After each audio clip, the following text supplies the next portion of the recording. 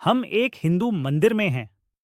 आप देख सकते हैं, मूर्तियों और छवियों का व्यापक उपयोग है, जैसा कि कई अन्य धर्मों में भी।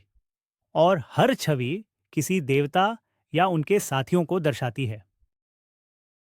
ब्रह्मा को सृष्टिकर्ता के रूप में जाना जाता है, विष्णु को पालक के रूप में, शिव को संहारक के रूप में, और फिर कृष्ण हैं, जो विष्णु के एक अवतार या कई अवतारों में से एक हैं।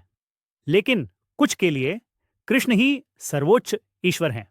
लेकिन फिर आपके पास लक्ष्मी है, जो विष्णु की पत्नी और धन व समृद्धि की देवी हैं। और यही ठीक वही है जो कई हिंदू लक्ष्मी से मांगते हैं। और आपके पास अन्य देवता हैं, और ध्यान एक हिंदू संप्रदाय या समूह से दूसरे में बदल जाता है।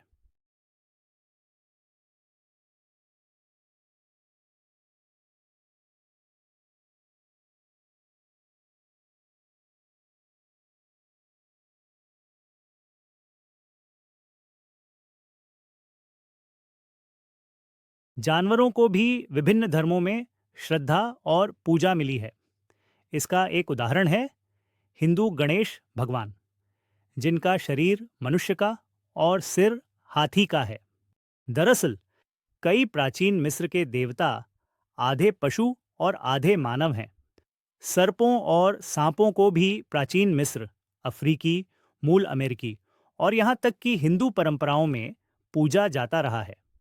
दक्षिण अमेरिका में जगुआर की एक समय पूजा की जाती थी। गायों के मामले में हिंदू धर्म में कुछ कहते हैं वे पूजनीय हैं, दूसरे कहते हैं उनकी पूजा होती है।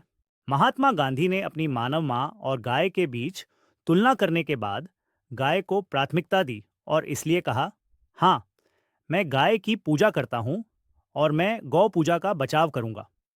अब हिंदू मंदिर बंद हो रहा है और इसलिए वे अलग अलग देवताओं के पास गए और उन्होंने उन्हें अपना भोजन दिया, इससे पहले कि वे पर्दा बंद करते।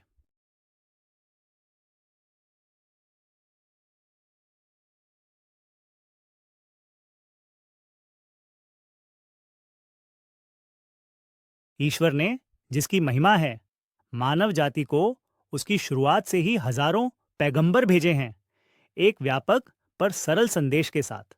ईश्वर की सच्ची भक्ति और आज्ञा पालन से ही पूजा करो और उसके साथ किसी को शरीक न करो। यह हर पैगंबर के संदेश का सार था, आदम से लेकर नूह, इब्राहिम तक, और फिर इब्राहिमी परंपराओं के पैगंबरों मूसा, ईसा और मोहम्मद तक। उन सभी पर शांति हो। जब भी कोई कौम उस मूल संदेश को भ्रष्ट करती जिसे पैगंबर ने पहुंचाया था, अल्लाह उसके बाद एक और पैगंबर भेजते ताकि लोगों को फिर से सही राह पर ला सकें। और अंत में पैगंबरों के सिलसिले को मोहम्मद पर समाप्त किया। उन पर शांति और आशीर्वाद हो। समस्त मानवता के लिए अंतिम रहस्योद्घाटन, पवित्र कुरान भेजा गया।